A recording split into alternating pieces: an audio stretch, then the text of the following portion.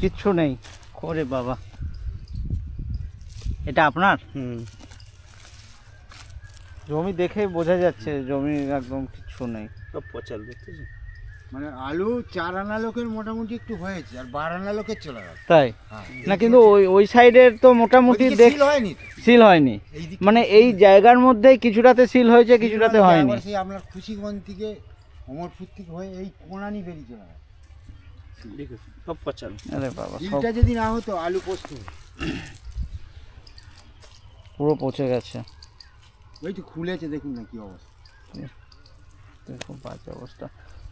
এই কতটা জমি রয়েছে? এইটা পুরোটা, তাই তো? 10 কাঠা। 10 কাঠা। কি আলু লাগিয়েছিলেন? জ্যোতি আলু। জ্যোতি। ওই যে ওই ভদ্রলোকের নিচেরটা। হ্যাঁ, আমি ওইখানে কথা বললাম, ওনাদেরও ওই হচ্ছে আশপাশে তুলছে, খুবই কষ্ট হচ্ছে দেখে বলছে, তো স্বাভাবিক। 60-65 খানা আলু হয়, তাতে 20 খানা আলু হয়েছে। 10 কাঠা কিনে 5 কাঠা 15 মানে এখন আলু খোলা হতো না, বৃষ্টির জন্য আর শিলার জন্য গাছগুলো নষ্ট হয়ে যাওয়ার জন্য আলু খুলতে হচ্ছে। আচ্ছা, হয়তো যেটা দেখতে পাচ্ছেন কিছুটা আলু হয়েছে, সেই আলুটা মোটাও হয়নি না। 3 মাস সবই আলু তো দেখছি সবই পচে গেছে।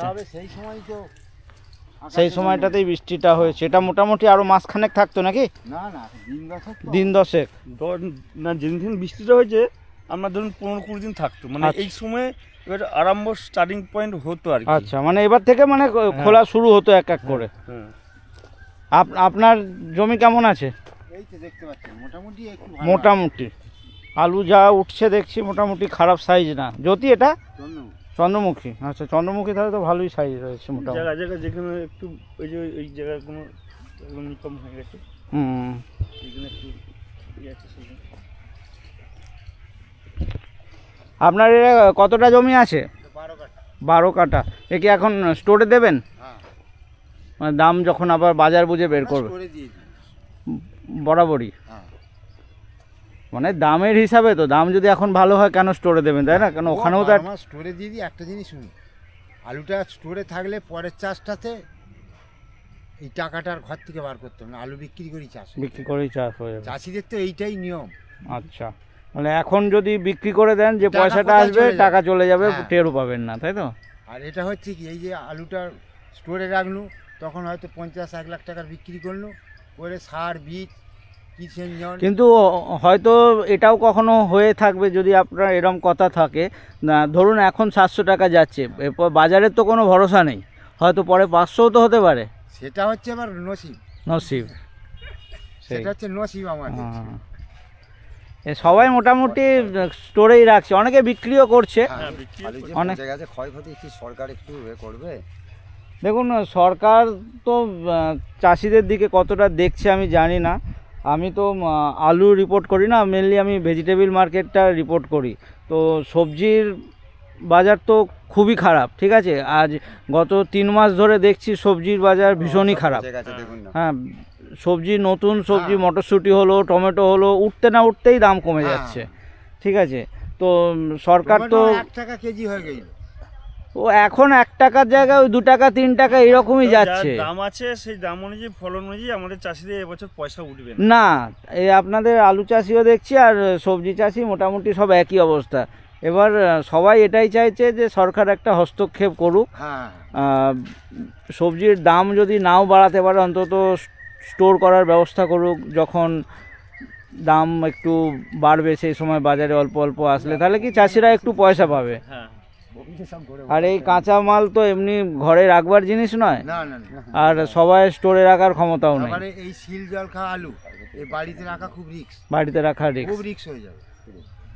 সিল জল কেন, এমনি আমরা যদি, আমি ধরুন বাজার থেকে 1 বস্তা আলু কিনলাম, আমি কি 6 মাস ফেলে রাখতে পারবো নাকি? ও তো খারাপ হয়ে যাবে। তো বৃষ্টিটাই যদি হতো অসুবিধা হতো নি, সিলটা হইতে সব, সিলটা হয়ে প্রচুর ক্ষতি হয়ে গেছে। মানে এই চোঁচড়টা এমন গেছে, যে সোজা গেছে সব শেষ করে দিয়েছে, ব্যাপক শিলাবৃষ্টি হয়েছে।